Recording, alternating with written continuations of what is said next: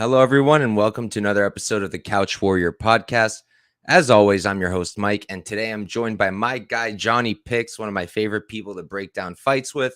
What's up, Johnny? Thanks for coming on. How are you feeling about this card we've got? Well, thanks for having me again. I always love talking fights with you and bets. And yeah, this fight card, we did lose Simone and Song, unfortunately. I was kind of looking forward to that one, but I'll be honest, it's really not that great. But there are some bright spots. So that's all I'll say about that. Yeah, I'm gonna miss that fight, but I'm like annoyed because I bet on it, but I am kind of hyped Yeah, that it's 5 rounds now because I feel true. like that's better for Ricky personally. Yeah, and it does change up how you look at that fight now. Because I was looking at it like, a 3 rounder. I thought it was gonna be super close, but now I'm like kinda like Simone even more now, even though I picked Simone, but Hell yeah! But all right, you ready to hop right in, Johnny? let's go. Let's do it. All right, so our first fight we've got Danaa versus Brady Hiestand. Bakary 12-4-0. He's 33 years old, 5'7" with a 70-inch reach. He's at fight ready. He stands 6'2-0. He's 23. He's going to be 10 years younger. 1 inch taller, 1 inch reach advantage. Believe he trains at what's it called? Trains at the same gym as like Michael Chiesa and Terrence McKinney and all of them. Don't Okay, remember the name off the top of my head. yeah. But why don't you start us off, Johnny? What you got here? Yeah, so before I did my prediction, I didn't know Danaa was at fight ready, so that is a huge plus for this fight especially, and, I liked Danaa before I knew that, but I'm really high on Danaa now, but he's a very good striker, he's got good power in his hand, he has a great left hook counter, and that's what usually how he gets his knockouts, but as the fight goes on, he does slow down a little bit with his and he can be hittable, but he doesn't have to worry about it in this fight. I think Danaa should win this fight because he's mainly a wrestler. That's all he does, really go for takedowns and grapple. He has pretty decent cardio, but his striking is like, eh, it's nothing great. But he can get rocked too, and I think Danaa's gonna light him up in the first round. Honestly, I think he's gonna try to get some takedowns. Danaa will stuff them, and then he'll probably just get countered, and he's done. So give me Danaa first round knockout. Don't have any bets on this fight. I would look at maybe just Danaa knockout prop if I wanted to. I just think that's how he wins. I mean, he could win a decision, but I just didn't see a knockout. Yeah, same side here. I honestly, on like my gut reaction when I saw the line open was I think Brady was like a plus 185 dog at one point, and I Mhm. strongly considered it because, like, you think about Donna and you think about like the fight he lost right against Alatang Lee, got out grappled, and that's kind of what a lot of us thought would happen when he fought third to last fight. Don't remember his name. Regardless, still knocked him out. And I was watching his last fight against what's his name? King. Yeah. And I think he was already at fight ready for that camp, and you could see like his takedown defense was improved. He defended both takedowns attempted on him, and I think the striking here, like for me, the gap in the striking is much wider than the gap in the wrestling, Yeah. and because of that, I really do think Bakary probably knocks him out. I bet the money line because it was minus 135, and to me that seemed like off. I think it could be minus 150 just fine. Mhm. And yeah, I took the money line minus 135 for 1.35 units to bring back one. I really like him on the feet here, and I do think he'll be able to defend most takedowns. And if he does get taken down, I think he will get back up. Like some of those exchanges with Fernie Garcia were so sloppy from Hiestand on the ground. Yeah. And Fernie is completely just a boxer. So I don't and Ricky took him down too, and he had a hard time holding Ricky down. So I really do think Bakury's got this. Yeah, I do too. I mean, the only way that Brady's gonna win is if he just continuously chain wrestles for 3 rounds, and I think he can do it, but he's gonna make a mistake. Like, he's made mistakes in the Fernie Garcia fight. He barely, if you wanna say, won or lost in the, Turquios fight, when he was on Dana White Contender or, Tough. And, yeah, I mean, the potential's there, but there's just a lot of rawness there in green, and I just think that technical edge of striking with Danaa is gonna light him up. Yeah, I'm with CT here. Normally, I also really prefer a wrestler against a striker. We'll be talking about that in the main event. Mhm. But in this particular matchup, I just think the gap is too wide on the feet. Yeah, I usually lean the striker. Unfortunately, Interesting. that's just how it's really weird. That's what I do. I don't know why. But lately, I have been leaning towards the wrestlers. But the judging is so crazy now. Yep, I don't even know that's a what great they point. want. I don't even know what they want. I really They don't don't. know what they want. No. It's a So mess. it's literally a coin flip every fight. Did you have Pudilova in the Edwards fight? No, I had I had Edwards as a Edwards. pick. I had as a pick. I just had the over 2.5 in a parlay.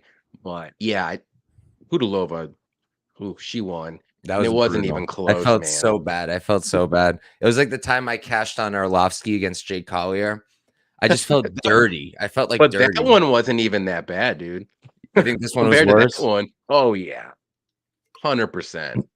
I mean, I thought Collier won, don't get me Me wrong, too. but I was like clear cut 29-28. Like I was like ready, like looking at my like notes and stuff for the next fight, and I heard the thing. I'm like, what? Yeah, I couldn't believe it.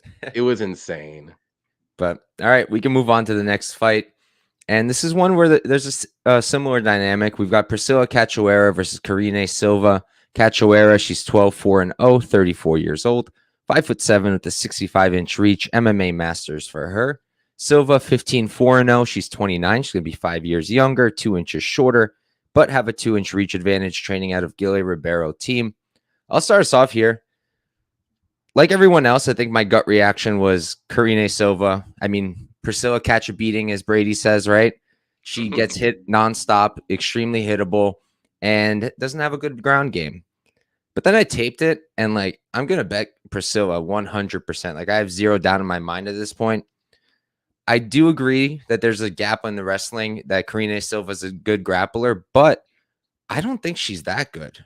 Personally, I don't think she's that great against that Asian lady on the Contender series, the one who was like 5 feet tall.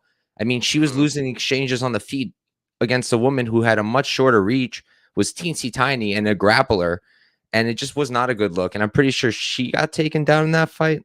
Let me double check so I'm not giving out lies.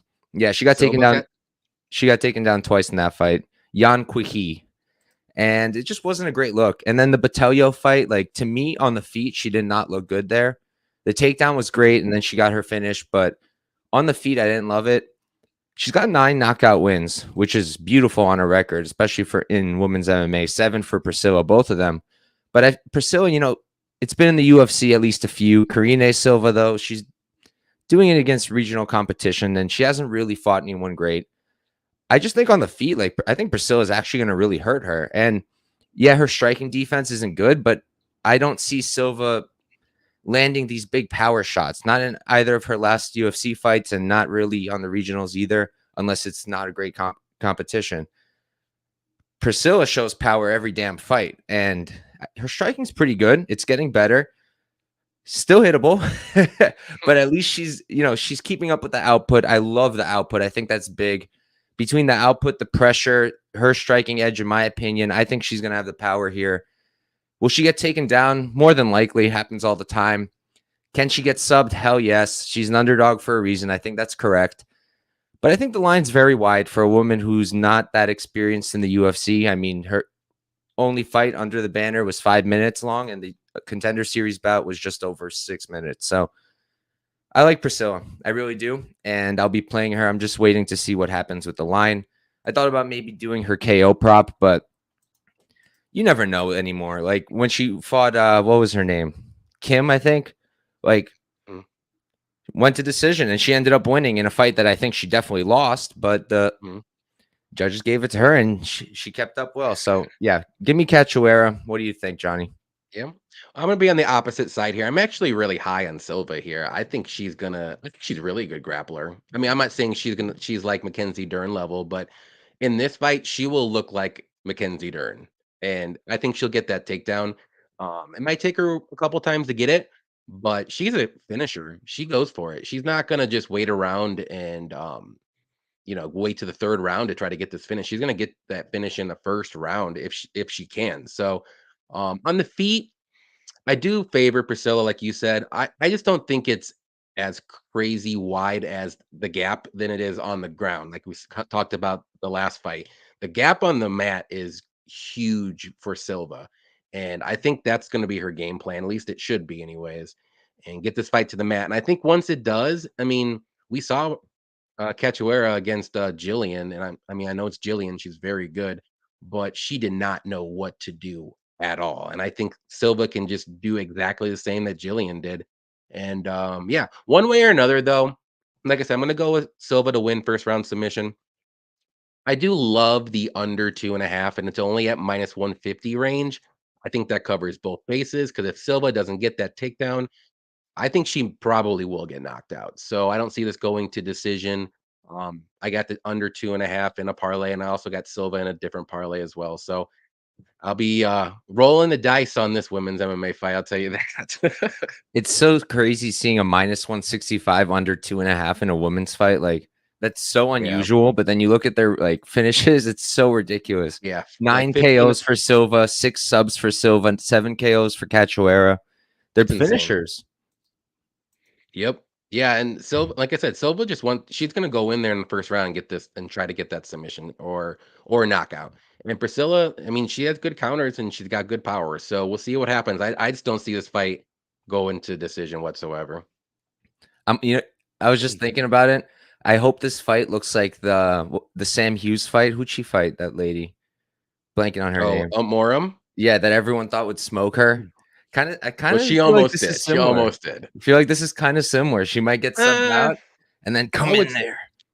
I would say a little bit, but not as Yeah, I mean Silva's not nearly as green as a Morum, not even no, close. no, no. Yeah, Silva has way more experience and way better striker and all that good stuff. I will say though, Silva's losses are all pretty decent. Diane Barbosa, she's decent. She's an LFA.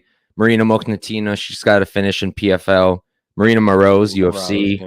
and then her debut. I mean, we're not going to count that, And then I but also noticed too when I was looking through her resume, she's lost twice at bantamweight, and then she also lost to Miraz at strawweight. So she's only real. I don't know about the very first fight she lost though. I don't know what class she was in, but at featherweight, I mean, she only lost once at most. So that's pretty good. I mean, not featherweight. I'm sorry, flyweight. flyweight, flyweight.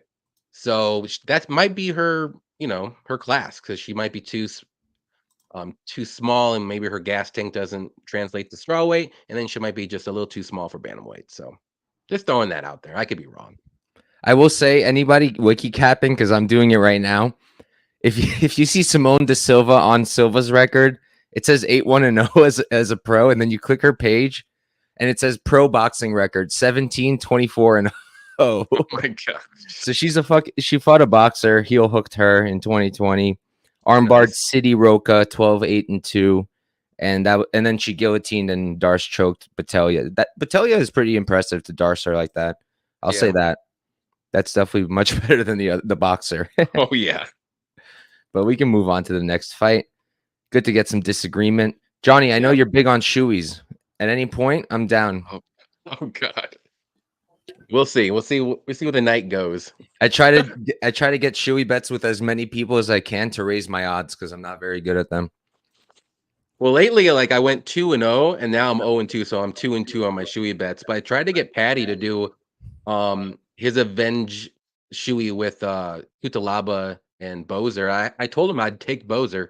He's like, no, I just can't trust Kutalaba. So I'm glad that he didn't do that though, but I tried. My guy Kutalaba made Ukraine proud, baby. Anybody following me knew I was hyped, but we can move on. True. Next fight, we've got Francis Marshall versus William Gomis. Marshall 7-0. He's 24 years old, 5'9" with a 72-inch reach. Pellegrino MMA for him over in Jersey, I believe. Gomis 11-2-0. He's going to be 1 year older, both super young. 3 inches taller at 6 feet, 1 inch reach advantage. And for him, pretty sure he's at MMA Factory, like 99% sure. Okay. Johnny, why don't you start us off? So this is going to be a very close fight, and I was kind of going back and forth a little bit. My gut was Marshall, and it ended up sticking with my gut here. I wanted to try to see if I could maybe find an angle since Marshall was the favorite. I couldn't really find a good enough one to choose Gomis here, but I'm gonna go with Marshall here. I just think he's a little more. I mean, both guys are well rounded, but I think he's a little bit more. Even though he has less experience, I think he has more like polished skills in the grappling and the striking.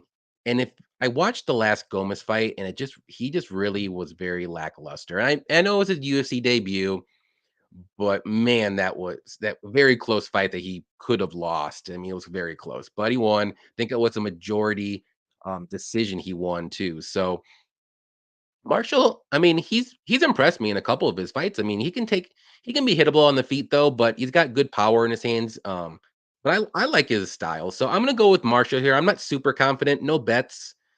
Um, I would maybe look at the over 2.5, but I mean, even then, I don't know. I think both guys will survive, and this will be a very close fight, though. But give me Marshall by decision. Yeah, we're in the exact same boat here, honestly. I also came into it, saw the line, considered Gomis, but like I already kind of knew where I was going to end up because Francis Mhm. Marshall, I knew him from Contender Series. I thought he was a beast. Yep. And then going into his Rojo fight, I know a lot of people were trying to fade him, and I was so confident in him, like so confident, and he pulled the hell up, knocked out a veteran in Rojo. Yep. So it's hard for me to fade him. And like he's a really good wrestler. That's where like it Mhm. gets complicated for me here because Gomis on the feet, I don't love it. Like Yeah. he strikes long well, like he uses his reach, but he's constantly backing up. And in terms of what he's throwing, I feel like it's always just the same combination. It's like a two-piece, that big kick he throws, and that's it. Oh, my fucking microphone fell. But that's literally all he really does. And I feel like Marshall's just going to be much crisper on the feet. He's a Yeah. crisper boxer. But I'm held up on the wrestling because Gomis wrestles well too. He does it all the Mhm. time, and he's much bigger. So I don't know how the physicality is going to come in here. That's where I'm kind of stuck and why I'm hesitant to like parlay Marshall or anything like that. So I'm probably going to stay off too. The one thing I'm considering is maybe Marshall by decision. It's plus 185. Put a half unit on it is what I'm thinking. Okay. J- Just because honestly, I don't see him finishing Gomis. I really don't. It's possible if he keeps getting his striking even better than that Rojo fight, but I think Gomis is tough enough to not get knocked out. Only lost by submission, so I don't see that happening here. We have seen him get taken down. I'll say that. I believe it was the Yakubov fight, but Yakubov's like more his size. He's not as good Yeah. as Marshall, but more his size. So again, that's what I'm kind of stuck up on. But the pick is definitely Marshall for me as well, and I'll maybe bet his decision prop. Yeah, I like that too. I do think this fight goes to decision one way or another, so it's not bad to take a shot on Marshall if you think he's gonna win. Yes, sir. All right. Hopefully my microphone stays still. And let's move on to the next fight. So here we've got Mohammed Usman versus Junior Tafa. Usman 8-2-0. He's 34, 6'2" with a 79-inch reach. He's not at Fortis like Tapology says. He's over in I know he's in Denver. Not positive that it's elevation anymore. I know a lot of them train at this other place, high altitude Muay Thai. Not positive where he is between the two of them. On the other side, Tafa, 4-0 undefeated, 26. He's 8 years younger, don't have his reach, but he's going to be 1 inch taller. And I don't know what the camp is called, but I'm pretty positive he trains with his brother. So I'll start us off. Honestly, the only reason I have money on Usman, and I do have money on Usman, is because I got him at plus 235. I Yeah. put a half unit on it because it did not make sense to put Junior Tafa, who's 4-0, extremely green, making his UFC debut Mhm. as a heavy favorite. Now to pick him, all right, I see it because Tafa, he's gonna have the better striking without any doubt, gonna have the better output with very little doubt. But Usman hits like a train. His striking, like technique wise, I was watching it today, and like he's pretty good. Like he's decent, but he's also not that great. Like I remember I Yeah. cashed Brendan Sales against him. It was like plus 400, and then on the Ultimate Fighter, he looked all right. Pretty much needed the knockouts to win the fights. The thing is with Tafa, like you watch his fights, and pretty much every single one of them he gets taken down. And Usman doesn't really wrestle recently, but earlier on in his tape, he did wrestle, and he Mhm. can do it. So if his brother's in his ear and he's like, "Yo, wrestle," if his coaches are in his ear and telling him to wrestle, I think that could help a lot here. The thing is, I don't know if he's going to have the cardio to do so for 3 rounds, so it's Yeah. going to be dependent on getting a finish hopefully pretty quick. But I also think he's live on the feet. Like 4-0. Tafa's not very tested in MMA, and Usman hits like a train. Do think he's going to be the harder hitter, but at pick'em, -110, -115. I wouldn't put a penny on Usman or Tafa. I would leave it Mhm. alone at that point. What do you think, Johnny? Yeah, you said it perfectly. I think exactly the same. I'm gonna pick Tafa. I'm not extremely confident, and the only reason why I'm picking him is I just think he's the better, more technical striker, and he does have power. Maybe not as much power as Usman, but Usman is just one of those guys in the heavyweight division where he's always gonna be in the fight, and he always has that one shot knockout power that he can just whip out of um, his pocket real The quick, new and then just Derek knock. Lewis. Exactly, yeah, he could do it, and then, he also, like you said, he also has a little bit of a chance to wrestle, so he can maybe get a takedown in a very close fight or whatever, or if he's in trouble or something like that, but it's just really hard to back Tafa when he's only had 4 fights, and like you said, he's super green, but you can see the striking is there, like, the talent-wise striking, but everything else is, like, dicey. So lean Tafa. I'm gonna stay away from this fight. I don't even like the overs and unders, to be honest. I think it's set at 1.5, and I don't know which way it's gonna go, to be honest. So I'm just gonna stay away and watch this one and see, just gather more information if you want to say with these guys. Yeah, I just checked out the fight goes just to be a little bit different, and it's only plus 250, which I would Oh, have thought would have been much wider. yeah. Especially, is it lined at 1.5? It's lined at 1.5. Yeah, Is it a pick 'em for that? -127 on Bet Online currently. Okay. Yeah, Best I fight just odds don't. I stopped don't. showing DraftKings for some reason. I don't know Yeah, why. I saw that. I don't like that. I use DraftKings all the time. I used to use that. I still do, but I used it to see, so I don't have to go on my phone. Hmm. Yeah, I mean, there's Fight Odds IO. I know a lot of people use it, but like, I just like the interface, the UI, much better of this website. But they like don't care. They don't care. There's Yeah. still fights that already happened. They put fights at Mhm. random places. They misname people constantly. Yep. Dusko Todorovic, my favorite one. Like they're so ridiculous, but I just like their site better. But all right, we can move Yeah. on to the next fight here. Let's see what we've got. All right, this is a okay fight. We got Karol Rosa versus Norma Dumont. Rosa 16-4-0. She's 28 years old, 5'5" with a 68-inch reach. PRVT for her. I mean PVT. On the other side, Dumont 8-2-0. She's going to be 4 years older, 2 inches taller, and same reach pretty much.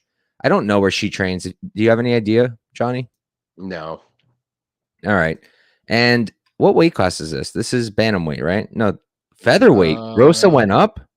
oh, it's featherweight. I thought it was Bantam. You're right. That changes things for me. Interesting. Gonna have to check like the UFC site to double check that. Yeah. Check that because I thought it was Bantamweight. I could be wrong though. It But says featherweight Tapology's on UFC stats too. okay. Tapology's known to have different weight classes sometimes.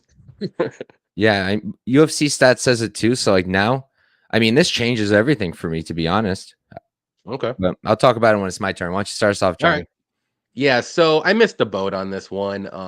When I first saw the fight, I'm on Dumont, and she started out as like a pretty decent sized favorite. I think it was like close to plus 200. Now it's more so a pick 'em. I think this fight will be close, but I do like Norma to win. I think she's a little bit more well rounded. I like her wrestling more. I like her. She doesn't throw as much volume as Hosa though. That's the only thing I kind of like with Hosa, but I think her striking is a little bit cleaner. Her counters are better, but and if this is at featherweight, I mean, that kind of changes everything too, because Norma does good at featherweight. So, yeah, I mean, other than that, I think this is going to go over 2.5 all day. I think it's an easy parlay piece. Both girls aren't really the greatest finishers. So, yeah, give me Norma Dumont by decision. I wish I got her at like maybe even like plus 125 or something like that. But now that the pick 'em, I'm just going to stay away. 'Cause I really think this is going to be a very close decision too. So, even though I think Norma's going to win. Yeah, I'm with you there. Honestly, before I saw the featherweight thing, like I was gonna probably go with Rosa. I don't know about a bet, but at least for a pick and a lean, I was thinking Rosa just because of the output, exactly how you Mhm. mentioned. Yep. And like she's a good wrestler, also Rosa. And I know I've seen a few people kind of point at the Sarah McMahon fight to say like Dumont can out grapple her. And like I agree that Dumont can get takedowns, but I just think that's the wrong thing to do. Like McMahon is an Olympic level wrestler, and I Yeah. know that doesn't always translate to MMA, but for her it certainly has. So I feel like it's kind of a silly comparison because they're nothing alike. Yeah. Dumont uses that physicality, and that's why at bantamweight I was thinking, all right, Rosa can do this. You know, she's coming down a weight class. Maybe the cardio won't be there. Rosa would have that output, but now it's Rosa coming up. Is she going to be slower? Is her Mhm. output going to go down maybe? Is it going to be harder for her to keep up that cardio pressure? I have no idea. So now I want to stay off even more than I did before. I'm going to tape it a little bit more because Dumont at this close of a price with Rosa coming up is tempting me, but Yeah. more than likely going to pass, I think. Yeah. I'll watch it. I'll watch the line too. If maybe I can sneak in a plus 100, I might throw a little bit of money, like fun money on it, but it's probably just smart just to bet the over 2.5 and call it a day in this one. Yeah, just parlay it. But all right, Mhm. we can move on from this one. Not much to say. Yeah. This next one is just a meme. It's like a meme. We got Rani Yahya versus Montel Jackson. Yahya 28, 10 and 1. He's 38 years old, 5'6" with a 68-inch reach. I've got constrictor team for him. Jackson 12, 2 and 0. He's going to be 8 years younger, 4 inches taller, and he's going to have a what is this? Set pretty much an 8-inch reach advantage. Pura Vida BJJ MMA for him. I'll start us off. I mean, what is there really to say? I know. Jackson's gonna kill a man here. He's gonna not. I think he's gonna knock him out. I actually don't think Yahya's ever twice. He's been knocked out Mhm. twice. 21 submission wins out of 28 wins is insane. That's like his best shot, which is why I played the under also. I took it at -1. It's -160 now. What did I take? Oh, I didn't even do the under. I just did Jackson inside the distance, -130 for a unit. Oh, Maybe okay. I'll do the under as well because I do think that's a good spot because I do think Yahya, he always finds a way. Always finds Mhm. a way. He's a slick grappler and he's just one of those veterans, but I really do think he gets finished here. So Montel Jackson ITD -130 for a unit is what I did. Just on the feet, it's not even close. And I know Yahya is going to try really hard to take it down to the ground, but I don't think it's going to work out here. I think this is the fight Yeah. where he really is just a bit too outmatched. So Montel Jackson inside the distance for me, and I think the under is a worthy play as well. How about you, Johnny? Yeah. I'm gonna go with Jackson here too. It's kind of an easy pick. I just don't think Yaya's gonna be able to get those takedowns like you said. I think Jackson has good wrestling himself. That reach is gonna be tough for Yahya to get in range, and, Yahya has nothing on the feet. So, all Jackson really has to do is stuff a couple takedowns, stay at range, and just pick him apart until he gets the knockout or decision. I actually said he's gonna win by decision. For some weird reason, I think this is gonna go Montel's gonna, like, win 30-27 all rounds, like, pretty clearly, but I think Yahya will be strong enough and tough enough, and he'll just try and but he won't get that takedown, and then he'll just end up, like, kind of doing one like a Clay Guida like he did in his last fight. Just stand up there and it's like, "Alright, I'm a striker now, so let's see what happens." But, Montel's been a little low volume as well too in a couple of his fights, so it kinda worries me for betting unders or, inside the distance for him, so I'm just gonna stay away from this fight altogether. And if I wanted to do something like sneaky, it would be the over 2.5, but I think I'm just gonna stay away with that too. So but Jackson should win. I think he's safe in a parlay if you want to throw him in there. But for me, anything more than like -400 is kind of not worth it anymore. Unless your name is like Umar or Habib or something like that. I'm probably gonna chalk parlay him. Oh, I don't blame you. More than likely. He should win. If he doesn't, then ooh, I don't know. I'm like looking at Yaya's record. I did not remember him fighting Enrique Barzola, and it's a draw. Do you remember that fight at all? Was No, there I a actually point don't. taken? I remember him. Because Barzola's an animal. I love him in Bellator. He's an absolute beast. Maybe I do remember that fight. Think, Johnny, think. Mm, it's tough. I don't remember. I don't remember. I think I do though, but maybe I don't. But honestly, you actually talked me down from the under because I'm looking at it. The JP Buys fight, right? JP coming up a weight That's class, didn't scary. finish him, even though he dropped him 4 damn times. But then again, you look at it. 1 knockdown in the RSA fight, 4 knockdowns in the base fight, 2 knockdowns in the Strader fight, 1 knockdown in the Brett Johns fight that he lost, 1 knockdown in the Kalarish fight. I mean, that's 5 To fights in a me row. to me, it's like he almost doesn't have that killer instinct after he gets a knockdown. He, like, kinda, like, waits around for something or whatever. I don't know, it's weird. So, that like, the Arce fight kinda scared me, and especially the, Buys fight. That I was just like, "Ugh, I think he's gonna win, but I don't know about the finish, though." Yahya hasn't been knocked out in the UFC. So, Yep, I know long it's like 17 fights? How long has he been in the UFC for?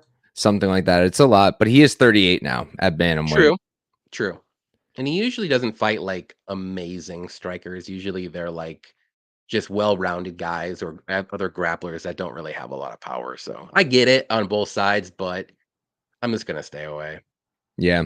It's definitely gonna suck if Montel Jackson pulls a stunt here, but all right, let's move on. We've got a fight I actually know we disagree on. We've got Ricky Okay. Glenn versus Christos Giagos. Glenn, 22, 6-2, 34 years old. He's 6 feet tall with a 70.5-inch reach. He's also out of Pura Vida BJJ and MMA. And on the other side, Giagos, 19, 10-0. He's 1 year younger, 2 inches shorter, going to have a 1-inch reach advantage. And I'm almost positive he's at Sanford MMA, not at Black House like it says here, but I could be wrong. And why don't you start us off, Johnny? What you got? Yeah, I like Glenn here a lot. I'm not a Christos, Giagos fan. I think he's not he's not really that great, and a lot of his wins just really aren't great either. I know he's fought some really good guys, though, I'll give him that. He's fought Moises, he's fought Armin.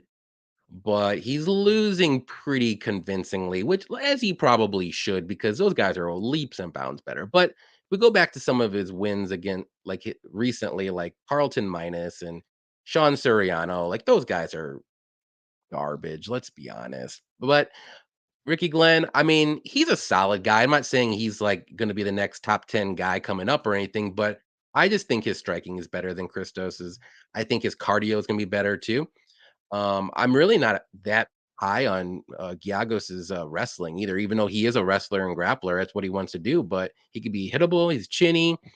It's just like I think Glenn's tough. Like I just think all the intangibles go to Glenn. I think his striking is better on the feet.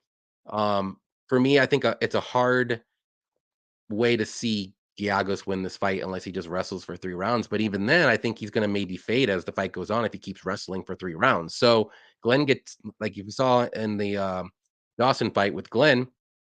I mean, Dawson gassed himself out in the first 2 rounds, and Glenn took over in a third, and we got the draw out of it. But you could tell his cardio is there in the third round. So give me Glenn here. I'm pretty confident. I think this fight does go to decision, but I wouldn't be shocked if Glenn maybe just knocks him out later in the fight, maybe in the third round or something like that.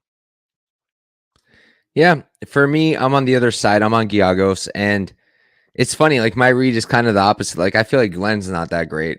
Neither Well, is he's not. Giagos. You're right. Neither is Christos. But you kind of hit it. Like Diago Moises, Armin Sarukian, Drakkar Close. Those are his last 3 losses. Like all really good losses. And then Ricky Glenn, like he did get absolutely dominated for 2 rounds He against did. Dawson. Is Giagos going to be as good of a grappler as Dawson? Not as good and not as physical, but I do think he's going to find success. I do think he's going to be able to grapple.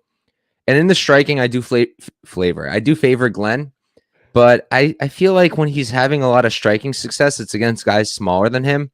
And Christos isn't going to be all that much smaller, and he's going to have the reach edge. So I think on the feet, it's really close with an edge to Glenn. I just don't see him knocking out Giagos. Like I Mhm. know Tsarukian did it, and Tsarukian's mostly a wrestler, but that kid is so young and improving constantly that he's becoming a good striker too. And the knockout of Joaquim Silva, that was pretty cool. And I'm pretty sure I was on Silva in that fight. I don't think Giagos is as chinny, I guess. But Okay. yeah, that this is kind of like we were talking about earlier. Do we rather grapplers or strikers? I feel like this is again like Yeah. I saw the grappler plus money, somebody I thought is probably the better martial artist. So I took him at plus 150 for 1 unit and calling Okay. it a day. I think it's going to be a close fight.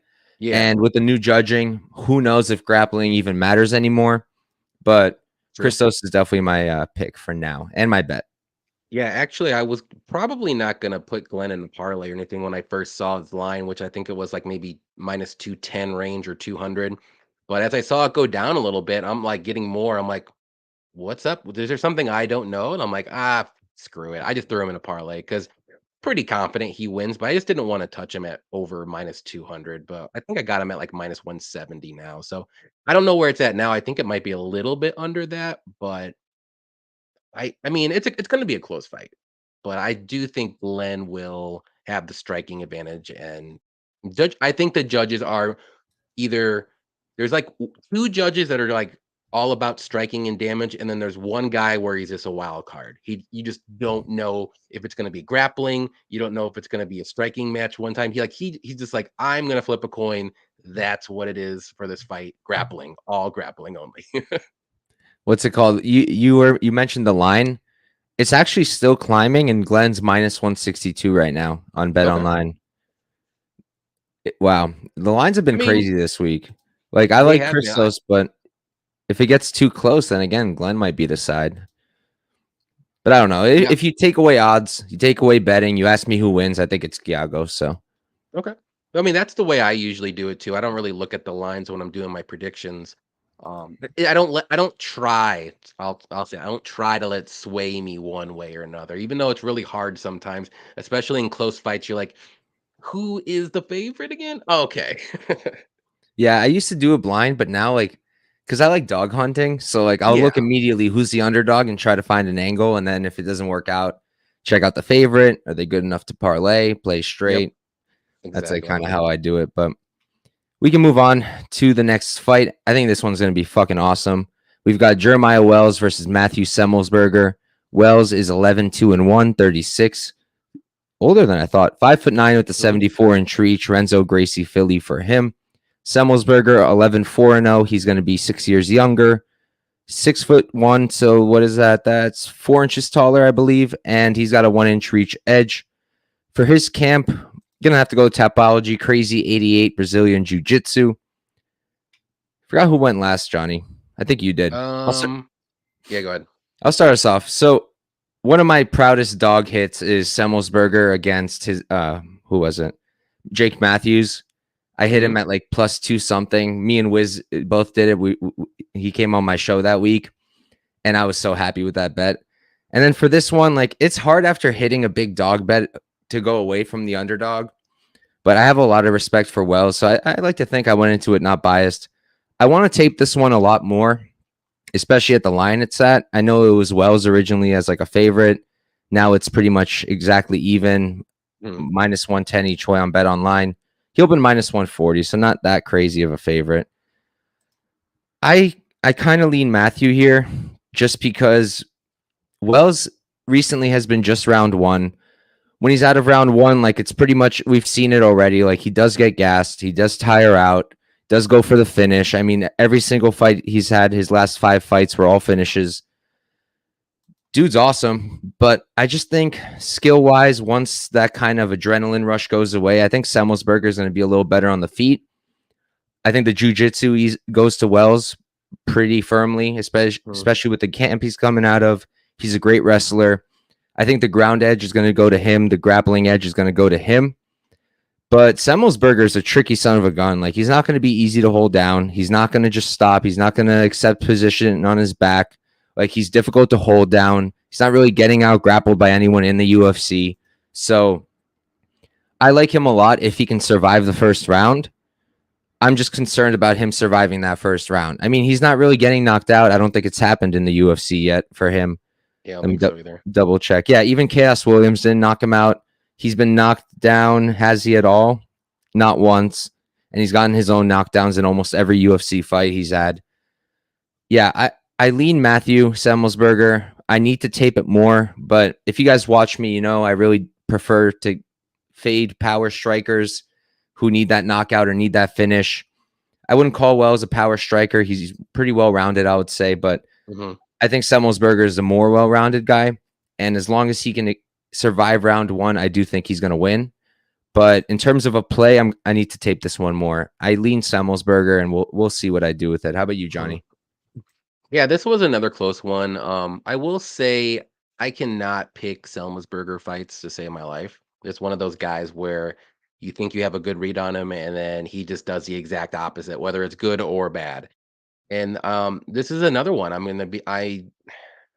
leaning Wells, but I'm not confident.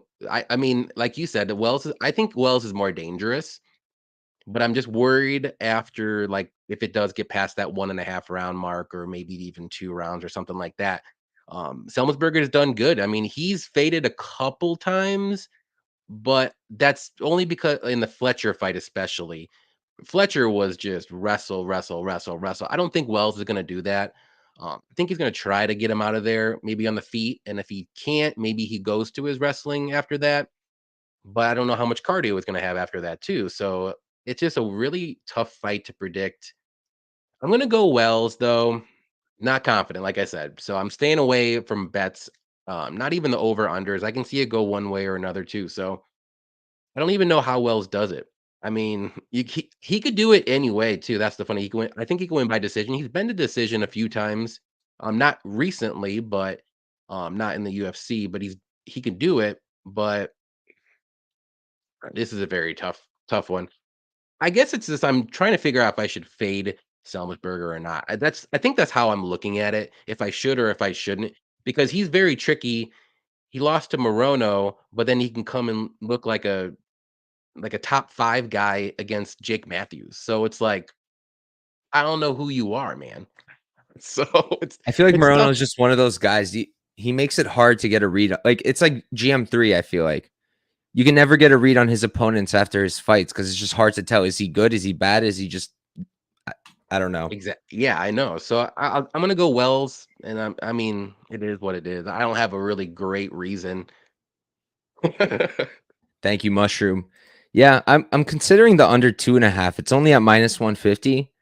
And Okay. like, yeah, I could see a decision either way. You know, if Wells uses grappling, maybe his way. If he can't and Semelsberger picks up the pace, maybe his way. But I feel like the under 2.5 is interesting. I mean, just the knockdowns. Like I was looking at it for Semelsberger, 3 against Matthews, 1 against Morono, 1 against Martin Sano. Okay, we can throw that out the window. 1 against Jason Witt. I guess we can kind of throw that out the window too. I think you can knock out Jason Witt. Yeah. And Wells, 2 knockdowns in 3 fights, got in the Court McGee fight. That hurt me so much. First I fighter I've know. ever met in person, Court McGee at the airport.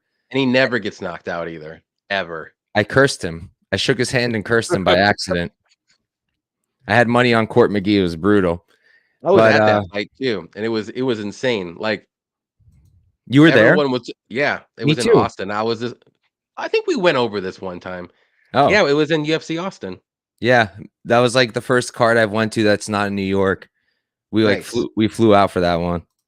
Yeah, that was the first card I think I've been to that wasn't, like, super local. No, I lied. I went to Columbus, but that's not really local. It's about 5 hours away drive. I remember at the end because it was Cater Emmett. I had Calvin Yeah, Cater, me and the too. guy right next to me had Emmett, and we both had our girlfriends next to us, and we were both just talking shit to each other indirectly. And I wanted that win so bad, not even for my Well, bets, but just so I can dunk on that guy next to me. And then he got we to sh dunk on me. we should have got that win. Yeah, we should have. I was pretty pissed. Yeah. But we can move on. Really close fight here. I mean, Mhm. closest line fight on the card, I think, for a reason. And And I I'm think gonna it have it to. it really is a coin flip fight. I can see both guys winning by finish or decision. Yeah, So, I'm gonna look at maybe what FanDuel gives us with like a Semelsberger late finish, maybe like yeah. 3-2.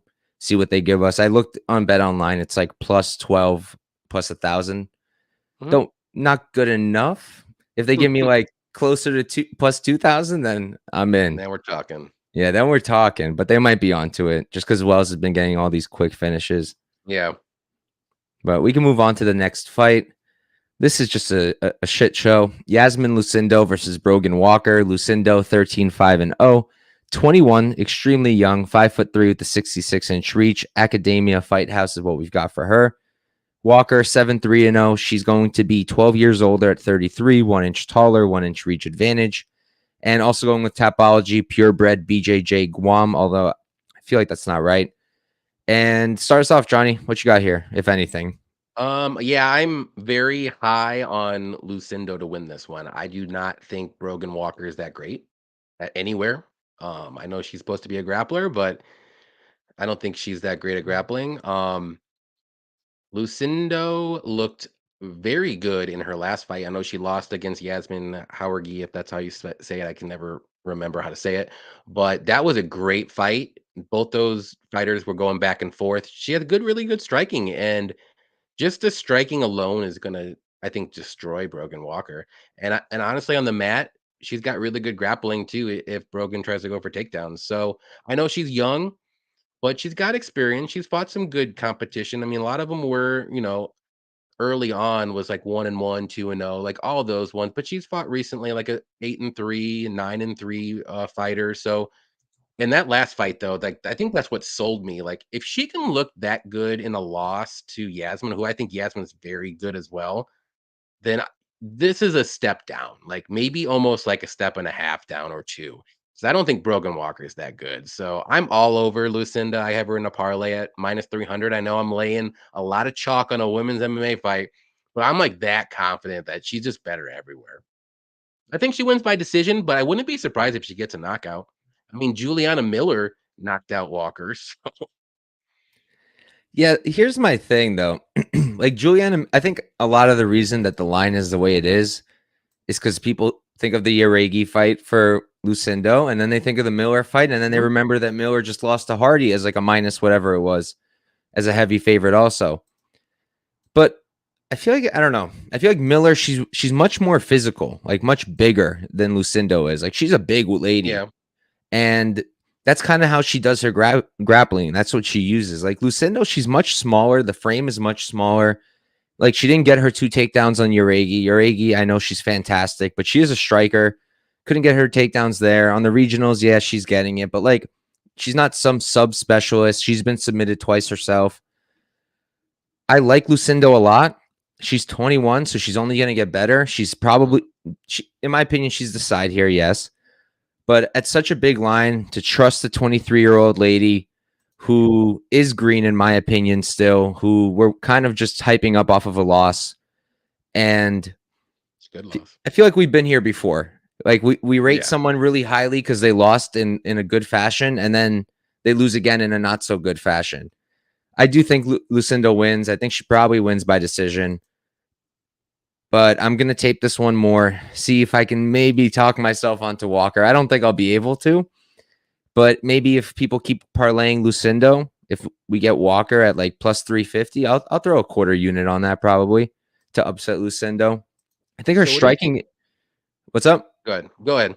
I was thinking her striking game could hang. I think she can hang on the feet. I think Lucindo's going to have much better output. I think Lucindo will have the better striking. So we'll see. Walker's super accurate. I'm looking at her numbers, 62% in the Miller fight. That's pretty good. But Miller's also hittable as hell. She's kind of like She has no striking Cachoeira. defense. Yeah, 26% striking defense for Miller. Yeah. Yeah, so yeah, Walker is maybe a possible dog I'm looking at, but Lucindo's the side in my opinion, 100%. Do you think there's a reason why Lucindo and Walker are on a main card? I think it's a setup fight, basically what I'm trying Yeah, to yeah. say. Oh, I Especially mean, with Lucindo for sure, all for day. sure. But Like, how many times do they try to set up these things and then it just goes poorly? But yeah, I agree with you. There's a reason she's on there. She's 21. But again, you could say the same thing about what's his face, Rosas Jr., right? Who just oh yeah, lost. they're definitely trying to. Yeah. But he lost to someone good, is the thing. Yeah, this is a step down. Like Agreed. Agreed. maybe 2 steps down. Like Walker's bottom of the barrel. This is her UFC debut technically. Yeah, I got to refresh myself on Walker a little bit. I'm a little hazy on her, but I'm gonna pick Lucindo. I'm not gonna I just pick mean, Walker for the sake of picking Walker. I do think I did Lucindo wins. I did the tape, well, we all did with, Walker and Miller. I looked at that because I think that was on, I don't remember what card it was on, but, that was a tough finale on a card or whatever, and I would, just because it was a fight, so I taped it, and I liked Walker over Miller all day, like, Me too. tape, on paper, and then she went out there, and I'm just like, "This is what you're this is who you are?" Like, But that's the but thing. I What know if it's that was a I know bad it's a totally performance, different. right? It What could if we have were been, right the first time? but I think if Lucindo even gives us like 75% of her last performance, she will win pretty convincingly. Like I know that's how I see it. I know this isn't the same, but this is what it made me think of. You remember when Chris Moutinho was fighting Canetti and everyone was on Moutinho because he lost to O'Malley in a nice Yeah, fashion and didn't get finished, and then he just gets knocked out in the first round by 40-year-old Guido, true, but but not the same. not the same. I get your angle, but like Oh, it's not even an angle. totally. It's just random thoughts I'm having. My angle is I think Lucindo wins. I'll check it out Well, just because I but like don't. underdogs. Here's a good one. It's like Armin versus Islam, and then he Armin lost, and then he's just you knew he was really good though after that loss. That's Now a look good at him one. now. That's a good counter. Yeah, that's who I think this is gonna be. Because I remember after Lucindo is seeing the that new Islam Armin. fight, I was like, "Yo, this dude is something else." And then Yep, I only ever back Armin. I don't bet against him. he should have won against Gamrot, but The Demir fight was super impressive in my opinion. very, very. Yeah, I But always bet Armin. I was like, yeah, I got to bet Armin in every freaking he's one fight. of those guys for me. Yep. But we can move on. Next fight up, we've got a fun one. We've got Bobby Green versus Jared Gordon. Green, 29, 14, and 1, 36 years old. He's 5'10" with a 71-inch reach. Pinnacle MMA is what they say on Tapology. I don't think that's right. Gordon, 19, 6 and 0, 2 years younger, 1 inch shorter. He's going to have a 3-inch reach disadvantage. Renzo Gracie Academy for him here in New York.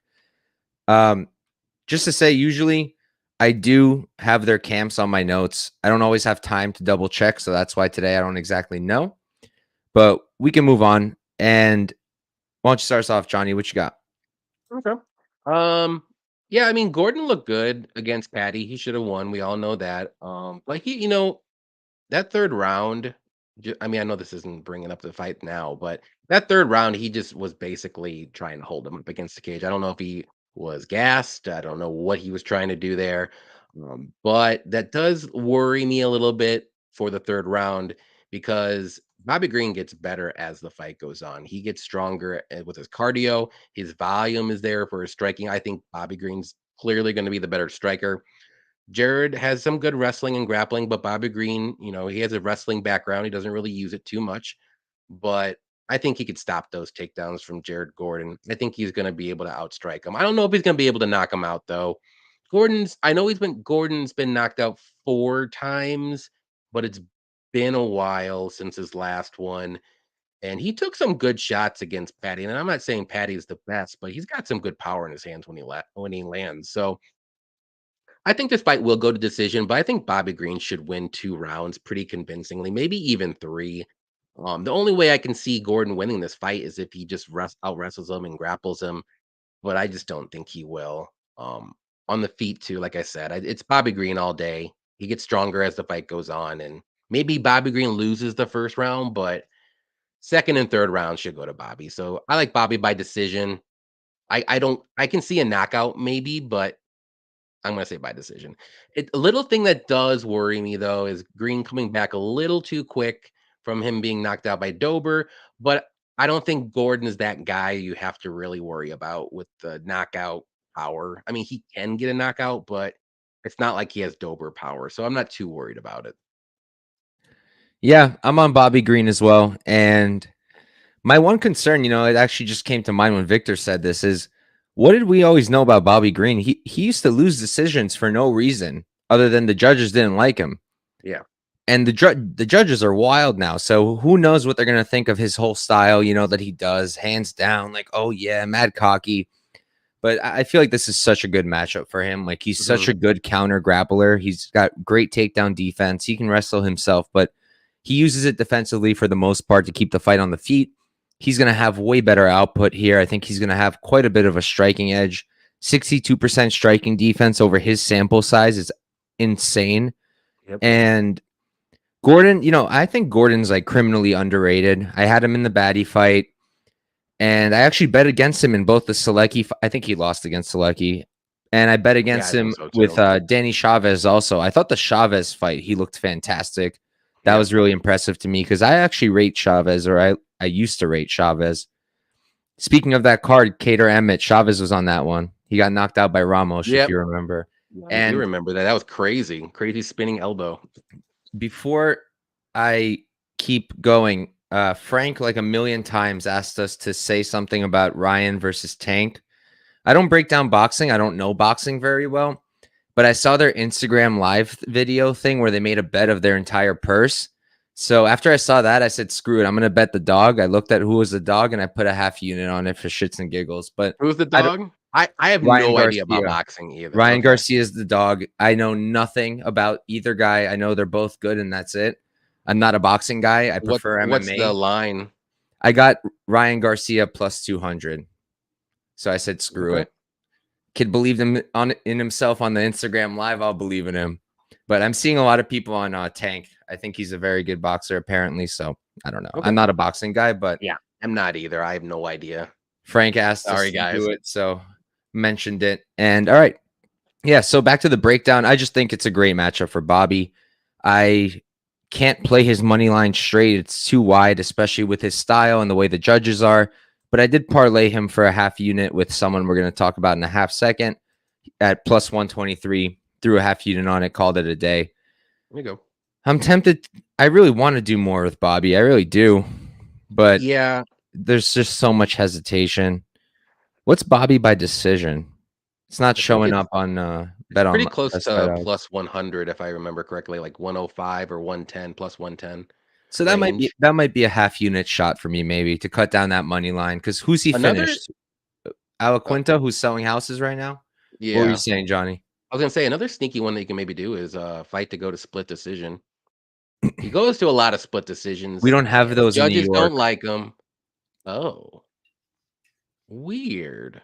Otherwise, I'd be hitting them all the time. They'd be my new round 3 prop, especially now with these new judges, like we've been saying. Crazy. But I really think it's going to be a clear like decision win, 30-27 or 22 or 29-28. Maybe he gets a knockout, but I mean, he doesn't really knock out guys. He knocks out what is he, an insurance salesman that you said? A Real estate agent. Real estate guy. So that's who he knocks out. I like Bobby Green though. I like he's a character, so it's gonna be a fun fight. I think it'll end up.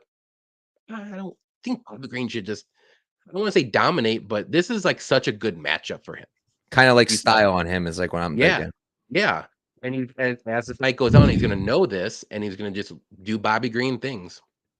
Yo, I love these random things the fucking community comes up with.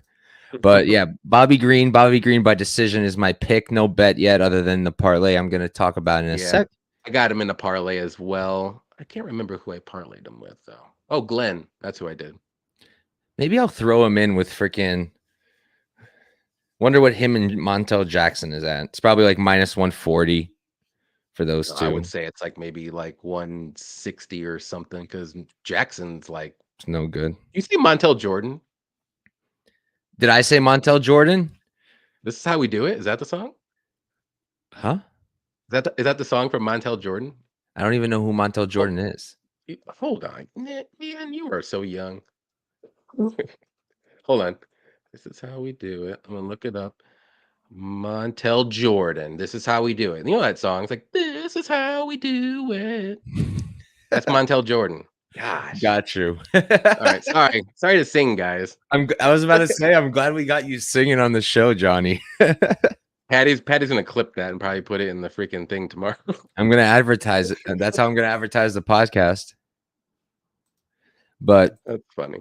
All right, we can move on to our next fight. This one is gonna be weird. We've got Brad Tavares versus Bruno Silva. Tavares, he's 19-7-0, 35 years old, 6'1" with a 74-inch reach. Extreme Couture is what Tapology's got. Silva, 22-8-0, 33. He's 2 years younger, 1 inch shorter, same reach. And Evolutio Thai MMA for him. New intro. You singing. That's money. But yeah, so for this fight, I'll start us off. I hit Brad as soon as I saw the line. I got minus 155, put a unit on it, and he's the second leg of that Bobby Green parlay. half a unit on that one. So a total stake of 1.5 units on Brad. I just think he's so much more well-rounded. I know a lot of people are saying this is the buy low spot for Bruno. Recency bias because of the GM3 fight. I also saw something about what was it? It was something with Bruno Silva. I don't remember what my point was there, but regardless. Oh, someone was comparing it to the fact that Zelluber came in with a better performance when people doubted him. So Bruno Silva is going to do the same thing. Zelluber is like 24, 25. And he looked like crap in his UFC debut. Silva's Like, 33. yeah. And he's been in UFC like 4 fights, 5 fights. Pretty. And I feel like he hasn't looked that great in a lot of them. Like, I know people said he fought close with Alex Pereira. Okay. But Jordan Wright was hitting him a bunch. He does that a lot, though. Andrew Sanchez was losing that whole damn fight, then knocked him out in classic Andrew Sanchez fashion. And then had a weird exchange with Wellington Turman that ended with a knockout. But honestly, for me, I really like Brad. I just think he's so well-rounded. Can Silva knock him out? Of course he can knock him out. Yes, he's got crazy power. 3 knockout losses for Brad. But, like, what were those, right? Let's look back. Edmund Shabazian, kind of a derailed hype train, but a good striker nonetheless. Didn't get knocked out by Izzy. I thought that was the second one. It's actually Rob Whitaker back in 2015. And then before that, Tim Bosch in 2014. So he's not even getting knocked out recently, just Edmund. The Drickus fight was not pleasant. For that fight, I remember I played Drickus at first, like a gut reaction. And then I taped it more and more, and I hedged out on Tavares. And I was so happy with myself for the first like half of that fight. I was so happy with myself. I was like, look at you, genius, look at you. And then Drickus just breathing like a fighter, dude. Yeah, now that he's got more than 7% oxygen. Yo, this shit coach just come up with 7% oxygen he was living with. But dude's a stud. Now he's gonna knock out Izzy because he's got all his oxygen. Yo, if they make that fight, I wouldn't even be that pissed. It's just too funny. I hope they do Whitaker versus Duplessis, honestly. But Whitaker will spank his ass. I will fade Drickus so bad, and I've been riding Drickus all the way. I'm like, nope, this is where it stops. I've been trying to fade the fucker, but with Derek Brunson, I was like, all right, Drickus got this. Nope. I bet Drickus, and then Drickus had me stressed, man. Had me stressed. That's how he does it. That's how he does it. But he always comes back with that 7% oxygen. Oh my god, dude! I have him and what's his face, Delete in the same boat. Just 2 guys that should be losing and are just winning. Fight. That'd be a fun. That fight. would be. And honestly, like I gotta say, Delete he's come around. He beat Vettori in my opinion, and I think so too. I had a boatload of money on Very Vettori. Close though. Very close. Yeah, I had a ton of money on Vettori, but to do that from what I thought Delete was, like, that's a huge. I thought Delete was just not good at all, and that he got extremely lucky. And now I gotta respect the guy. That was good. But Vettori outstruck him just because with the leg kicks, if you want to look at the stats. But if you watch the fight, like, Delete was landing really good shots, and he was damaging up Vettori's face. Vettori didn't really land any good shots. Like, I could maybe one, but I can name or think of 5 really good shots that Roman landed throughout the whole fight, and I think he won. At least 2 of those rounds just because of those shots. So it is what it is. Like, the judges look crazy. Like, one time they go with volume, one time they go with damage, one time they go with grappling and takedowns. Like, whatever. Who knows? Yeah, I haven't rewatched that fight. I was drunk, so maybe I'm wrong about Delete winning. But yo, Justin, I'm gonna need an explanation, buddy. Why? Yeah, Whitaker's very good. How? He's literally the Max Holloway of the middleweight division. Like, he just can't beat Izzy. He can beat everybody else. Except I feel like he has a better shot of beating Izzy. I think he does if you're gonna go with Max versus Volk. And yeah, Whitaker I think has a little bit better chance to beat Izzy. But what did you think of the second fight? Did you think Izzy won? I think I did, but it was close. I I'm had Izzy extremely win. biased for Rob. Him and Max are my two favorite fighters of all time right Oh now. gosh. Peter Yan was up there too, but I had to disown Peter Yan. Yeah. Yeah, But I like Peter. I mean, I still do, but that knee, man, that illegal knee that he did, like, ruined his career. And it's him, not even his fault though, because like the judges just are like, nah, split decision. I'm like, what? the knee too was a mess because I speak Russian and like there was a clip circulating. I remember when he was holding Aljo, right? When Aljo was on the knee, his corner was screaming to hit him, and he was an American top team, some American camp. The American coach was screaming, "No, no!" But he asks his corner, "Kalyana knee," and his corner goes, "Yes, yes," in Russian, and boom. I feel like him and Dominic Reyes, right? They just got ruined by Mhm. one Yep. moment where shit went wrong, and they just haven't been able to come back. I think Peter Yan Yep. is a little bit in a better boat than Reyes. He's at least supposed to win a lot of those fights, but Yeah. what a fall from grace. It just sucks because like, yeah, you could just see like he just went down. And it's not even his fault. Like 2 or 3 of those fights, like I really thought he won split decision. They gave him the loss. And then the last fight against Marab, like he just got manhandled the whole fight. And you're like, this guy can't win to save his life, dude. Marab styled Crazy. on him, dude. Oh yeah, Won every 100%. minute of the entire fight. Yep. Did And it you was even I get never would have thought that. Never, ever, Never, never. Did you ever. even get to break down this fight yet? We just went on a No, complete no, tangent and ended up at it's all good. bantamweight. It's all good. This is why me and Cody's streams go like 7 hours, because this is what we just talk about stuff. But go ahead. I'll let you finish. I know you're saying you liked, Oh Tavares. yeah, yeah. I just think Tavares will win. He's too well rounded. I think Silva's only path here is a knockout. I really truly do. Can he get it? Yes, I respect his power. Dude's got hands, but I think Tavares should win this unless there's a knockout. How about you, Johnny? So, this is another tricky fight for me to break down, and I know Tavares is very well-rounded, he's tough, and the Dricus fight was a good fight to watch because he was able to take some very damaging shots and knees and all that good stuff. 'Cause he's gonna need to, because Silva can rock anyone. He's got, like, 19 KOs out of his 22 wins.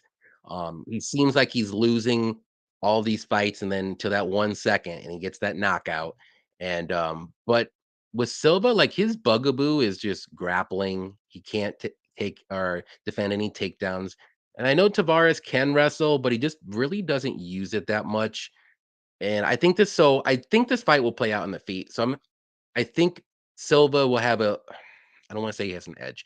It's gonna give him a better chance to win this fight because of that knockout power, and Tavares, like I said, he could take a lot of good shots, but he's been knocked out a few times. I'm just wondering if this is gonna be one of those times where maybe Tavares' chin, I don't wanna say lets him down, but I'm kinda scared that it's going to, but I'm I keep going back to the GM3 fight with Silva, and he looks so bad, and I almost wanna just scrap that from the record book because I don't think that's him. I'm not saying he's, like, 10 times better than that, but that was just such a weird fight all in general, but GM3 does that to prospects. Muradov. yeah, and it's crazy. So, I'm gonna go with Silva just for a pick. I'm gonna stay off the bets here. I just think maybe in the fight, maybe in the second round or something, he can land a shot that's gonna stun Tavares, and I think maybe that's the time he's gonna get knocked out. But I wouldn't shock me if Tavares wins this one by decision whatsoever. I think it's Tavares by decision or Silva by knockout. That's the two ways it's gonna happen. So I'm just gonna roll a dice with Silva. No bets or anything, but it is what it is. I wonder what DraftKings has. I know that they do like the alternate double chance. So like They you can do. do each side, like Silva knockout or Tavares decision. But I have a feeling they're gonna line it Oh, it's probably like unplayable. minus 300 or something. Yeah. I could look real quick while we talk. Yeah, yeah. Check it out. The over Yeah. is plus 105, the over 2.5. That's interesting. I guess it depends what side you're on, right? Yeah. I mean, It, Silva doesn't get, knocked out. He just gets submitted every time. I mean, I know six GM3 was times. kinda like a club and sub, if you wanna say, but he's pretty tough. Yeah, I mean, you can't really shit on him for a GM3 sub loss. That's what GM3 does. In the third round too. Classic. I had him third round. I had him money line. He hit it for the boys. Yep. Let me see But if it's even up yet. while you pull that up, we can Oh, it's start not even up yet. I don't introducing the even know next what it'll fight. be. Oh, it's not even out yet. All right. So we've got Sergei Pavlovich versus Curtis Blaydes for the main event of the evening. Pavlovich, 17-1-0, 30 years old, 6 feet tall with an 84-inch reach. Eagles MMA Academy is what it says here. Blaydes, 17-3-0. He's 2 years older, 1 inch taller, 4-inch reach disadvantage. Elevation fight team is what I've got here. And Johnny, start us off for the main event. What you got? All right. So I mean, I like both guys as a fan. I like Curtis Blaydes. I think he's really good. He's the best wrestler in the heavyweight division for sure, and one of the best in the UFC. Good striking too, good power. But I think Sergey, man, he is on this like little rampage right now, and he's got that knockout death touch power of the heavyweight division. And we've seen Curtis Blades, with obviously power punchers like Sergey, been knocked out, and it only takes one. I'm gonna go with Pavlovich to get this one done. I think he's not gonna wait around. I think this is gonna end in the first round, one way or another. And if I was Pavlovich, I would do the same thing. I think he's gonna not rush forward, but like just plot forward, wait for the right time to strike. Maybe before Blades decides if he wants to shoot a takedown or not. In that split instance, he's gonna shoot and or I'm sorry, he's gonna punch him, and I think it's gonna be something like that's it. It's gonna be over. But if Blades can get that takedown early, he needs to get a takedown early. Maybe like wear him down a little bit, Pavlovich, and get that power out a little bit. Maybe get this a fight in the second round. I think he's going to be able to win this fight. But first round, I think it's going to be Pavlovich by knockout. If it gets out of the first round, I think Blades will win. That's just how it's going to be. I don't see this fight going to the third round. Like that's going to be an easy under. I like the under 1.5. I think that's an easy under too. I think it was at -135. I don't know if it's went up or not. I got that right away. One of these guys is going to finish each other, I think, in the first round and a half. But give me Pavlovich by knockout. I think he gets it done. Yeah, so first off, man, what a missed opportunity. Ngannou versus Pavlovich would have been something else. Yep. And then we say that, and I feel like everybody thought Derek Lewis Ngannou was going to be something else, and then the worst fight in history after Esparza rose. But Yeah. yeah, I like Blaydes. I'm a huge Blaydes guy. I've always liked him a lot. Lost a shit ton of money against Derek Lewis. Me too. That sucked. And Yeah. I get it. People are looking at that and they're like, why can't Pavlovich do this? And he can 1,000,000%. The 3 times Blaydes got knocked out, 2 power punchers. Ngannou did it twice in a row. Was it in a row? Yeah, I'm pretty sure. Yeah. And then Lewis knocks him out after whatever was happening. I mean, Blaydes was winning the exchanges there. I Yep. think Blaydes has come a long way with the striking. I mean, it's Oh yeah. looked really good to me. I really like it. If he can survive the best of Pavlovich, I think even on the feet, he's going to start winning. He's going to have to survive that round one, probably even round 2 power. But after that, I think he's going to be okay.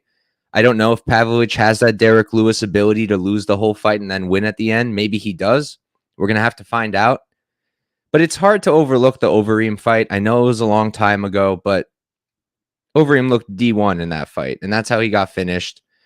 And then you have to like climb way back in his record to find more wrestling. And he's got pretty good takedown defense. It was trash competition, but I really truly think Blaydes is going to dominate him in the grappling. He's going to have to survive, but I think he's got this. I really do. If he's a dummy and he just insists on striking in round 1, yeah, I mean, he might die. But I really do think he's going to win. I hate backing, like I mentioned earlier, low volume, counter striking power strikers. I just don't like doing it. I'm really hoping that they bring the Blaydes line down a little bit. I don't feel comfortable playing him at -175, honestly. Do you feel comfortable with the under 1.5 at -135? I hate under 1.5s. I don't like them. They make me too But anxious. I in got to this leave the fight, room. look at the track record for Yeah, both for guys, sure. actually. But I'm like, I'm like a contrarian when it comes to this kind of thing. Like, I It's believe like eventually, 28 out of their 38 fights together have been under 1.5 yeah. together. I mean, the numbers definitely say it, but I mean, my sick ass is looking at the fight goes at plus 550 and thinking quarter unit, quarter unit. But No not way, dude. Maybe if realistic. it was a 3-round fight. Realistically, what I'm gonna probably try to do with Blaydes is I'll probably like throw him together with like Montel Jackson to bring the money line down a little. Maybe do something like that. Maybe like minus 120 range or so. And then, of course, Montel is going to pull a stunt and kill my parlay, but we'll see.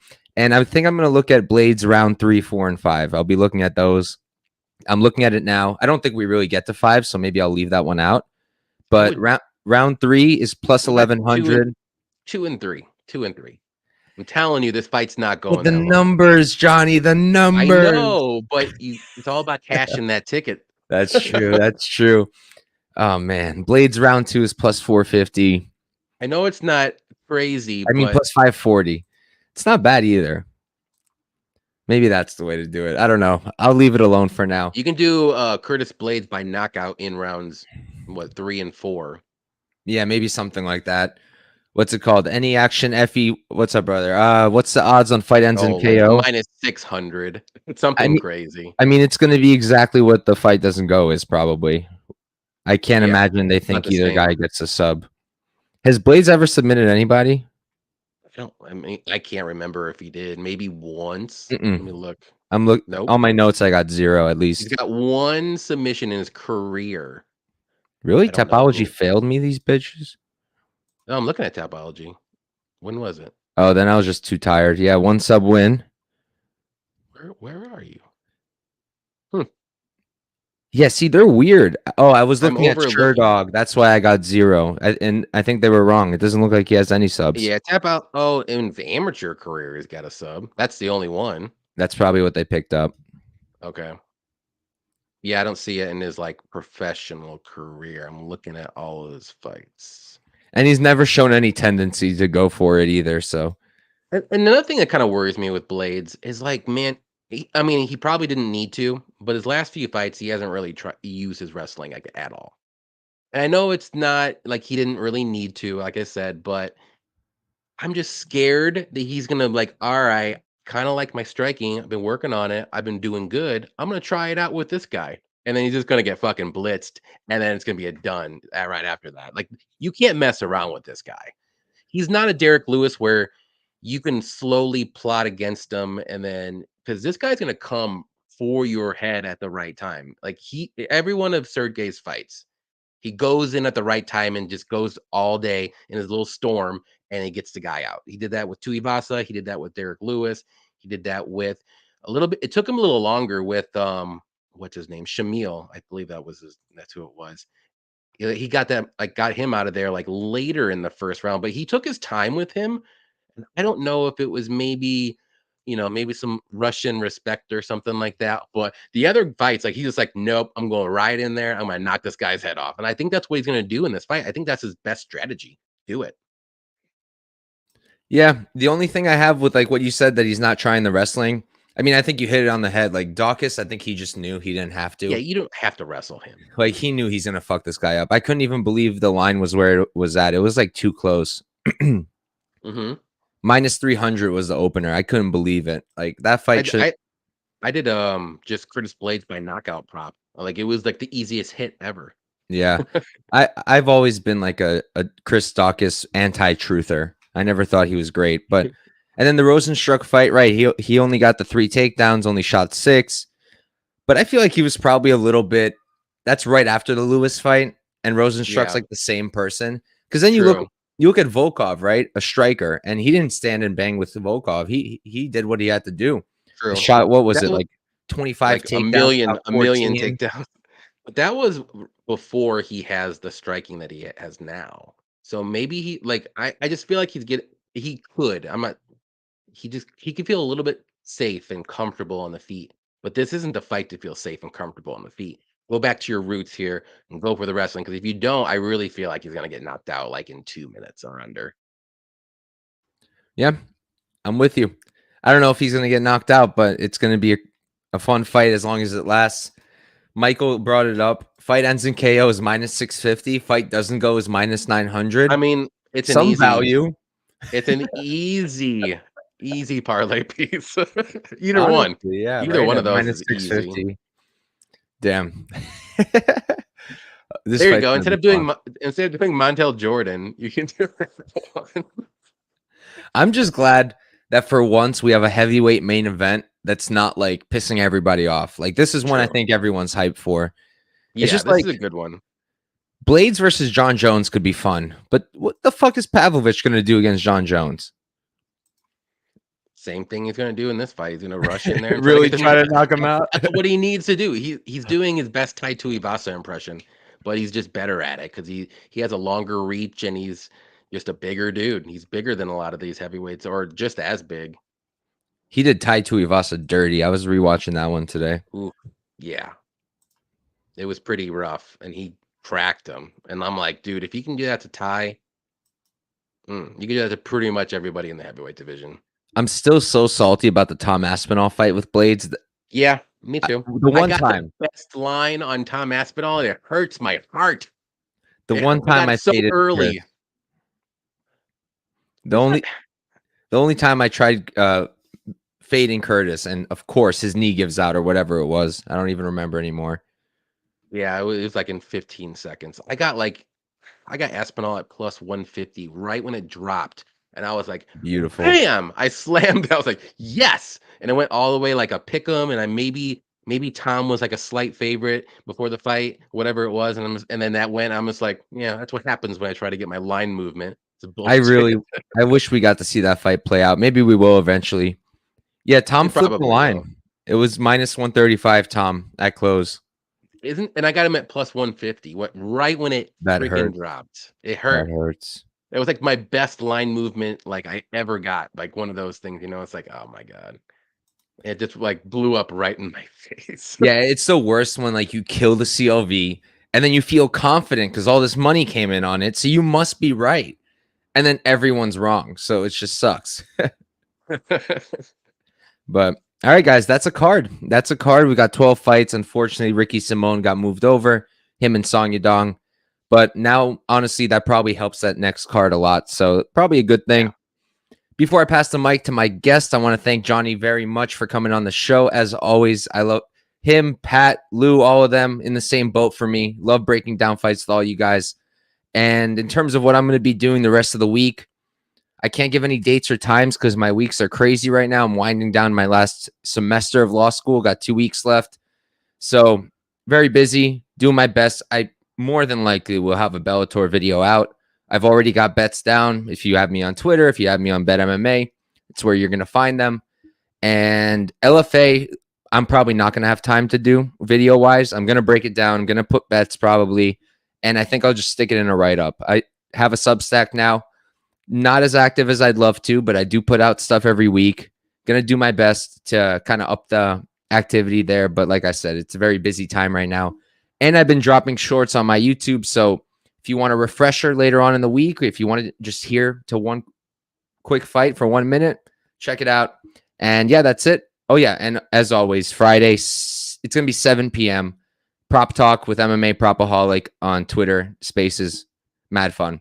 Johnny, thanks again for coming on. Why don't you tell the people what you got going on and we'll head on out.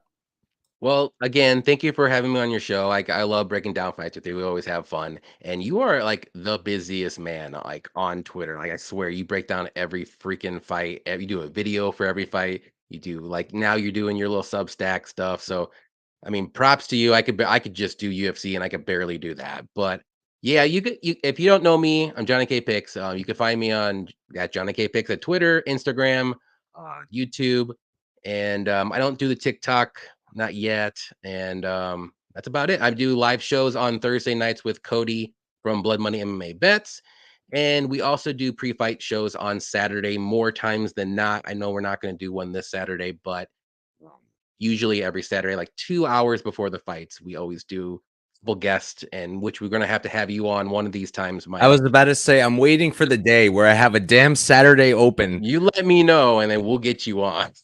Because I know I've been trying. You're like, I always try to do stuff. I get it. I can't but because it's like I'm busy. So the only time I can hang out, everybody gives me shit for this that I'm whipped, whatever. Only time I can hang out with my girlfriend is on the true. damn weekends. But the one time that we're gonna be separate, it's the day of UFC 288, and I'm actually going live, so can't do a show. Fair enough, fair enough. Well, maybe one time when we do it, like, on a Friday night because usually when there's a card that's, like, super early, like, at noon or whatever, we do it the night before because we don't wanna wake up that early to do it, so, maybe we'll get you on one of those Friday ones or something. But, We'll yeah, get that's it where you done. guys can find me and stuff, so I appreciate the chat for showing up and being interactive, and, yeah, good luck on it with your bets, Mike, and good luck on the chat with, your bets as well. Hopefully, we gave you a couple little good tidbits and stuff like that.